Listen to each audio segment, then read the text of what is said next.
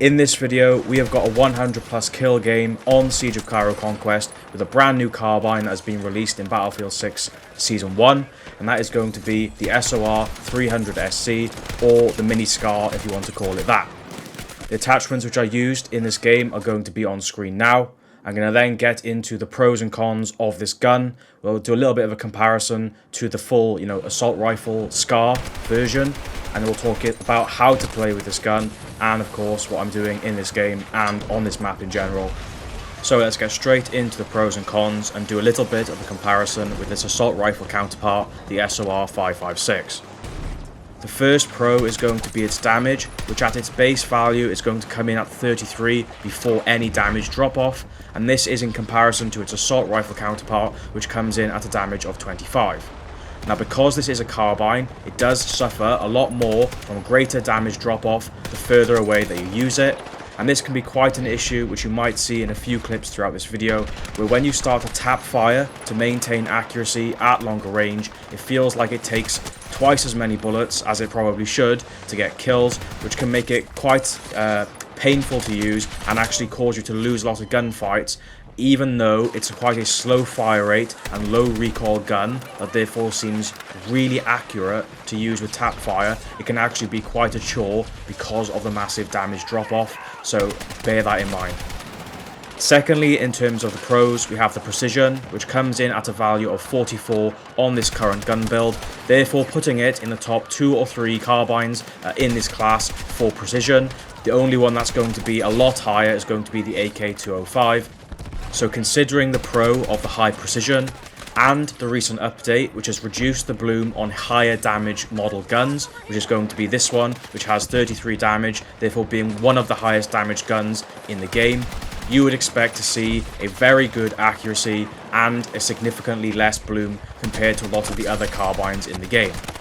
Now, that would be partly true from my experience using the gun so far, of course only on the first day, but having used it for a good couple of hours, I would say with regards to the bloom, when you're standing still, like the SCAR assault rifle version, there's hardly any bloom at all. It's extremely accurate and you can hit a lot of shots on target, which is really good. However, when you're moving with this gun, that's when the bloom really kicks in and you do notice it a lot, again, like its assault rifle counterpart. So this, in effect, is the first con of the gun, if I can transition now into the cons of the gun. So therefore, the bloom while moving is a massive issue, especially on a very slow rate of fire gun, where you want to maintain a high accuracy and hit all your shots on target, so you can beat those faster fire rate and faster time to kill weapons in the game. So in terms of the fire rate, it comes in as the slowest fire rate carbine in the game with the 600 rate of fire, 600 rounds per minute, which also in comparison to its assault rifle counterpart, the assault rifle SCAR, which comes in with a 568 rate of fire. So slightly faster there if you want, the SCAR version to be a bit more aggressive, but overall it is the slowest rate of fire gun out of all the other carbines, which is a big issue, as I said, paired with the bloom, because the carbines generally, because of the larger damage drop off, you want to be a bit more aggressive, or rather up close with them. And lastly, in terms of the cons of this gun, as already mentioned at the start of the video, it's got a much larger damage drop off compared to the assault rifle version, and when doing a full reload with this gun, it does seem quite slow, and I did get killed so far quite a lot using it simply because I cannot get that reload done in time. And that is an issue because it's a gun which you want to be using at close to medium range, and therefore you're going to be encountering a lot of enemies over and over and over again. So quick reload times is going to be, of course, a vital component of any gun which you're going to be needing to use for that playstyle and at those ranges. So that's a quick short overview of all the pros and cons of this gun, of which I know there are not many, but this gun can be considered a jack of all trades like the MP5, which is well rounded in all of its stats, and that is therefore why it doesn't have many pros and cons, because nothing is significantly good, neither is it significantly bad. So that brings me on to how you want to play with this gun generally, and I can say straight away off the bat, it's not an easy thing to decide because this gun is not significantly good or stand out in any specific category, which makes it obvious to tell you how you should want to use it. In my opinion, using this gun is going to be best suited at medium range. Close range is not really going to be an option because of that increased bloom while moving, which is going to affect your accuracy. With a slow rate of fire gun, it's going to make it very hard to play aggressively with this gun to consistently win gunfights against those faster fire rate and higher time to kill weapons. It's not really, it's not really viable.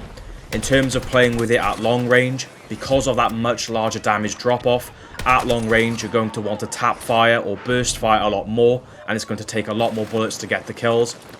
In any case, if you want to play at long range, I would simply just recommend to use the assault rifle version, which is going to have a better damage model across longer and different ranges.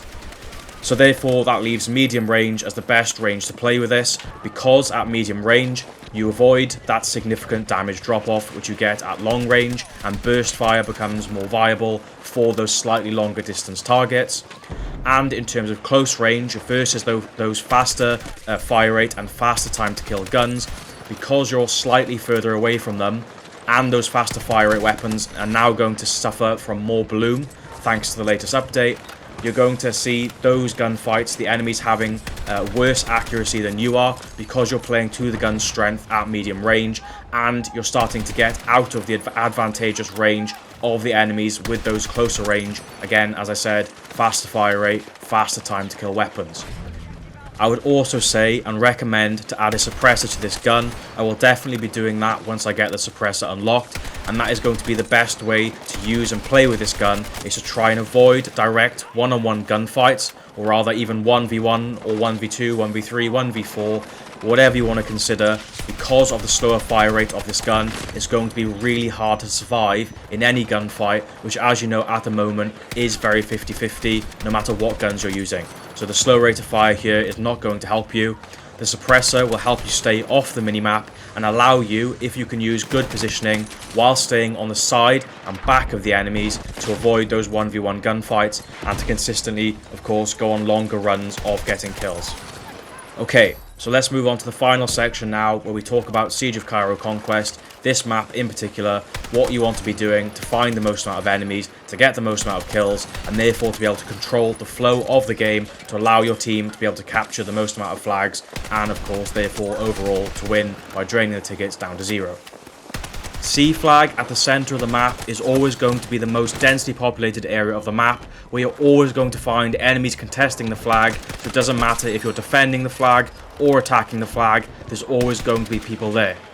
In terms of how you want to play in this area, you want to stay either side of the road here, in the buildings on the second floor to my left and to my right. By staying on the second floor of those buildings, you can avoid all the enemies on ground level who are running around aiming at chest height. They're therefore going to have to take the extra time to firstly find you, secondly to actually run and get upstairs to get to you if they're using a close range weapon and they can't easily get you with a longer range weapon. And also they've got to take the extra time to adjust their aim and sight upwards to, of course, try and get into a gunfight with you. Whereas you're going to have the high ground looking down to the ground floor with that advantageous position and advantage to go into every single gunfight first before the enemy can return fire. And the second floors of these buildings can be considered key strategic positions on this map, because when the enemies capture their spawn flags, in this case here of A and B, or the other side of D and E, the next place they're likely going to run to is the center of the map, and the majority of enemies will simply run on the ground floor straight through those buildings underneath you and out onto C flag. So they'll pretty much bypass you and allow you to have the opportunity to shoot them in the back. So again, trying to avoid gunfights and get easy kills to be able to stay alive longer. One further and final point of advice that I would give for this map, because it is a city-like map, so there are a lot of different corners where enemies can hide in. There's also a lot of foliage, so bushes that enemies can hide in. My advice for going to capture flags when you know enemies are on there is just try and stay around the entrances of the flags. Wait for the enemies to capture it and to start moving off of the flags, because if you do run onto the flags while the enemies are capturing them, there's a very good chance that in a very hard to spot corner or a bush, where you're of course going to give the enemy the chance to shoot at you, damage you and kill you first, and you're pretty much most of the time always going to die, given how fast the time to kill is in this game. But yeah, that pretty much wraps up this game. We've got a 100 kill game straight away on day 1 with a brand new SOR-300SC carbine. Please do smash a like for me if you've watched this far, and I will see you on the next video.